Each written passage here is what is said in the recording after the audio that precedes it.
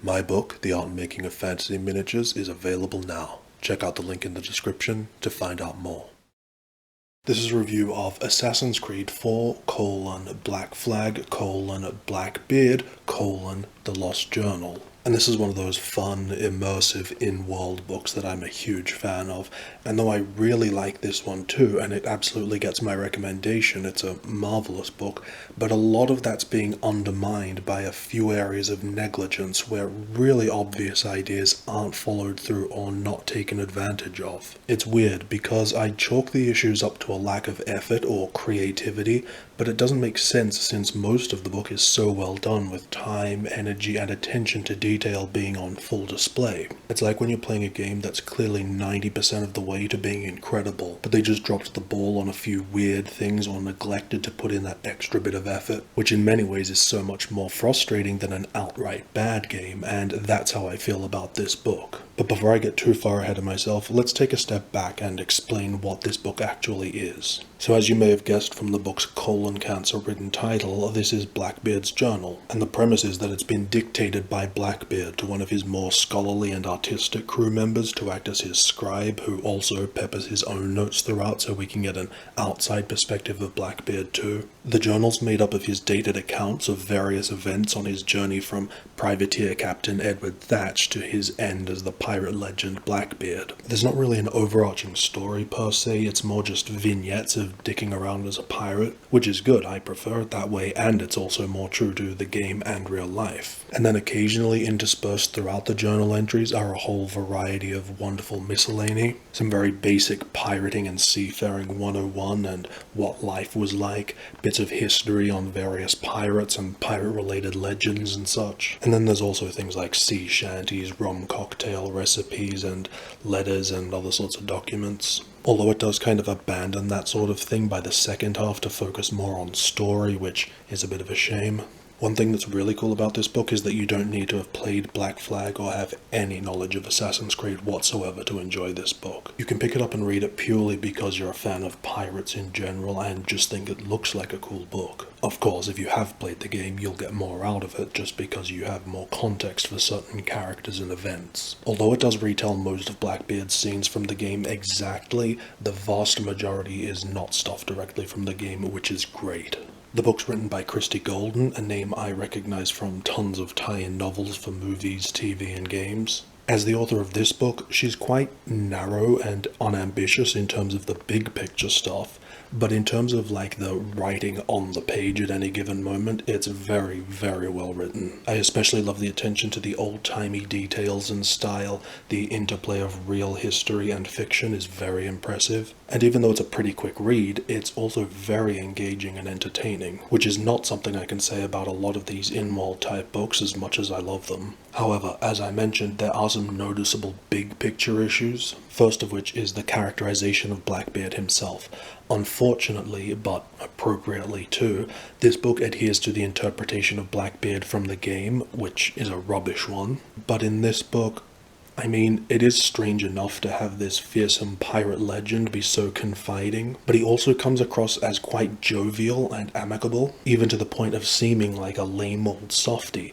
Now, in the book's defense, that's probably necessary for it to work. It's meant to be, and perhaps needs to be, a more relatable, humanized, one might say realistic version of Blackbeard. But it does become a problem when Blackbeard's words are juxtaposed with the scribe's notes. Because the scribe's always like, I'm deathly afraid of him, he's a psycho loose cannon who'll tear us all limb from limb if we so much as step on his shadow. Meanwhile, in the main body of the text, Blackbeard's describing how he didn't go on a raid and instead spent the day working up a surprise present for Edward and then cried while giving it to him. And even though it can sometimes seem at odds with the popular impression of Blackbeard, I can get over it, I can accept it and enjoy the book. But that's just made very hard and really weird when his scribe acts like Blackbeard's the devil, but his words, actions, and personality don't really reflect that. In fact, there are a couple of ways the book could have accounted for these conflicting ideas of who Blackbeard is, but I can't go into that because it would necessitate revealing the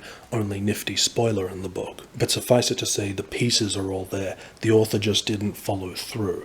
And this reluctance to take advantage of easy wins and instead let them become problems is, as I've said and will say again a number of times before this video ends, is the big criticism I have for this book. Another big picture issue related to the writing is there's often a lack of clarity and progression.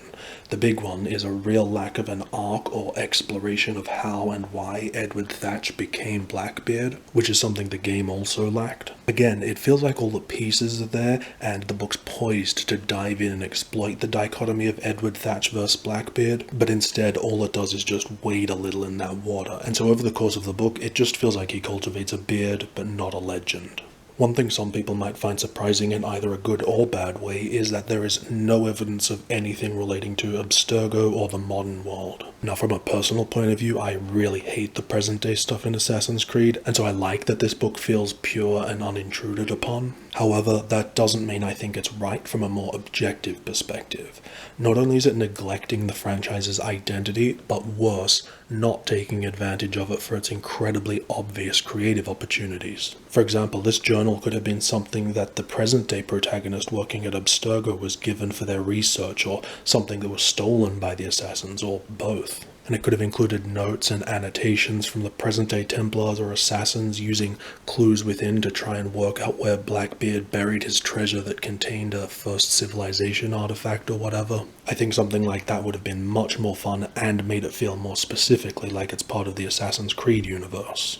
But let's change gears and talk about the best part of the book, which is the design. This is always my favorite part of these books because that's what sells the immersion, or sells the book as a whole, really. And I think it's always so important to appreciate the time and detail and talent required to pull off these sort of books successfully. Just down to the aged textures and graphics, the way the images are implemented, the look and feel of the matte paper of the pages themselves. It's published by Insight Editions, who do have a stellar reputation for design, and specifically for these sort of books, especially because they often include interactive paper elements like documents and letters and such. And I'm a complete sucker for these sort of things. I guess I never outgrew my lift the flap and pop-up fascination from childhood. But for a book like this, it's not only a fun novelty, but also sells the immersion through an explorative and tactile experience in a way you just can't get from a digital screen.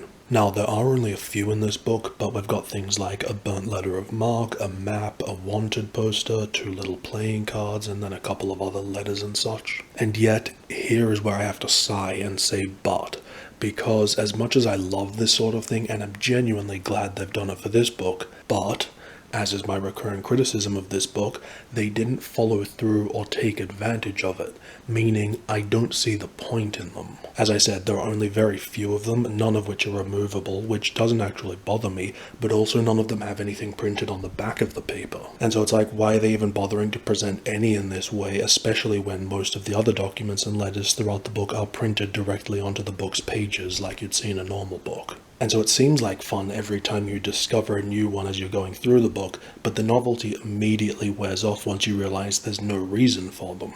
I'm glad they wanted to put interactive elements in the book, but it feels like a wasted opportunity since they weren't more interesting and, interactive. Another perfect example of this is as you're going through, you discover 2 pages have been torn out, so if you do get a copy and flick through and notice 2 pages missing, that is deliberate. But what's the significance? Surely it's a great way to add to that interactivity and sell it as a real book. It must pertain to some secret or mystery that we weren't meant to know but will be able to uncover. Nope. The page before the torn ones is just a completely normal journal entry, then you have the 2 ripped out pages, and then on the following page there's a note saying Blackbeard tore them out as he needed some paper to write something that he had to, quote, keep a surprise even from his trusted scribe. So I thought, okay, this is going to be revealed later in the book, like at the very end we'll find those missing pages that'll reveal something. Again, nope. As per usual with this book, a setup with absolutely no follow-through.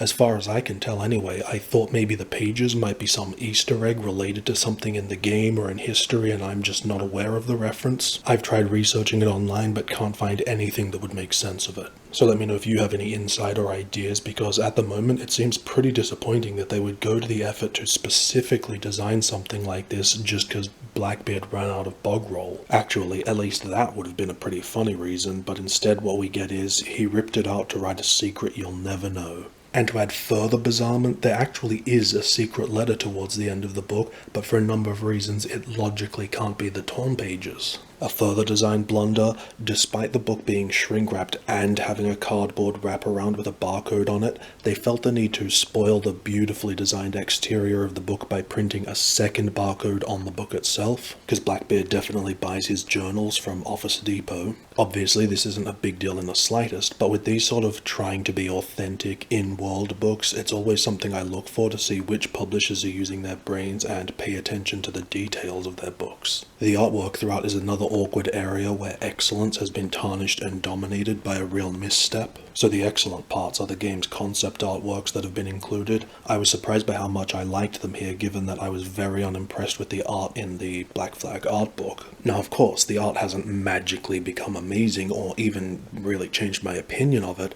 but it is interesting how context and presentation can have a profound impact on one's appreciation. And in this book, using the concept art as illustration, it just looks fantastic. Then there's also a lot of black and white pieces that have been created specifically for this book, which is always great to see as it adds real incentive and value to the book, especially when it's a game that already has an art book. But this art is done in two very different styles. One style is basically just normal, realistic, detailed illustration that's perfect for this book. Mostly this style is just used for illustrating objects and things, but then the other style, which is mostly used for characters and environments and makes up the majority of the art in this book, it's what I imagine is supposed to be evocative of woodcut illustration, but it's really poorly done. It looks like rough sketches done in black marker that's really hard to look at. The art in the book is supposed to have been done by the scribe as well, but it just looks too rushed and cheap and modern. And so it doesn't feel like real woodcut illustrations and stands out compared to the other art in a way that's really undermining the otherwise amazing visuals and design the book has. To the point that that's what had me very, very close to not getting the book. I also really resent that this style makes up the vast majority of the images in the book and takes up quite a lot of space, so I just end up wishing they replaced most of it with the concept art they already had anyway. So I feel like most of what I've done in this review is complain, which sucks because, like I said, I really do like this book and certainly recommend it both to fans of the game and pirate fans in general if it seems like your sort of thing. But it's because I like it that I'm so frustrated by the easy and obvious solutions to its problems that could have elevated it to something really special.